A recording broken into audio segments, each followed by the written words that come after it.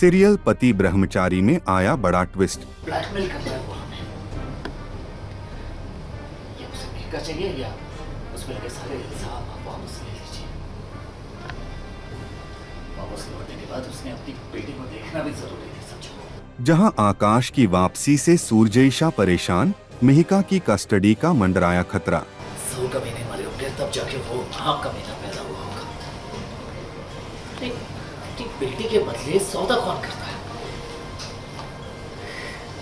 Blackmail कर रहा है हमें कि उसे हम महंगा वापस दे दे। सीरियल पति ब्रह्मचारी में आकाश की अचानक वापसी के बाद कहानी में जबरदस्त ट्विस्ट देखने को मिल रहा है। आकाश के वापस आने से सूरज और ईशा काफी परेशान हैं और दोनों लगातार उसकी अगली चाल को लेकर चर्चा करते नजर आ रहे हैं। दरअसल सूरज और ईशा को लगता है कि आकाश पूरी तैयारी और प्लानिंग के साथ वापस आया है और उसका सबसे बड़ा निशाना मिहिका हो सकती है। दोनों को डर है कि आकाश अब मिहिका की कस्टडी हासिल करने के लिए कोई भी कदम उठा सकता है। वहीं आकाश की वापसी का असर मिहिका पर भी साफ नजर आ रहा है। वह काफी डरी समी हुई है और उसके व्यवहार में भी बदलाव देखने को मिल रहा है।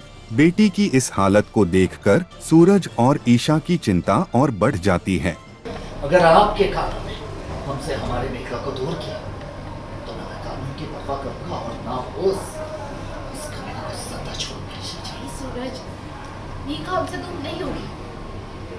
बस तुम्हें तुरंत ठंडे दिमाग से काम लेना होगा, क्योंकि वो तो चाहता ही है कि तुम गुस्से में आकर ऐसा कदम उठाओ जिसकी वजह से अदालत को उसके हक में फैसला सुनाना हो और बदले में हमें उसकी सारी बात माननी है। इसी बीच दोनों फैसला करते हैं कि मिहिका को किसी अच्छे डॉक्टर या काउंसलर के पास ले जाना चाहिए ताकि उसके मन में बैठा डर दूर किया जा सके और वह इस मुश्किल दौर से बाहर आ सके।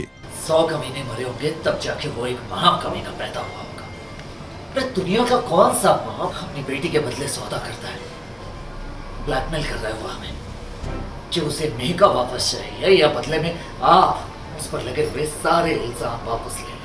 अब एक तरफ सूरजैशा मिहिका को संभालने की कोशिश कर रहे हैं तो दूसरी तरफ दोनों की नजरें आकाश की अगली चाल पर टिकी हैं। ऐसे में देखना दिलचस्प होगा कि क्या आकाश वाकई मिहिका की कस्टडी हासिल कर पाएगा या सूरजैशा उसकी चाल को नाकाम कर देंगे।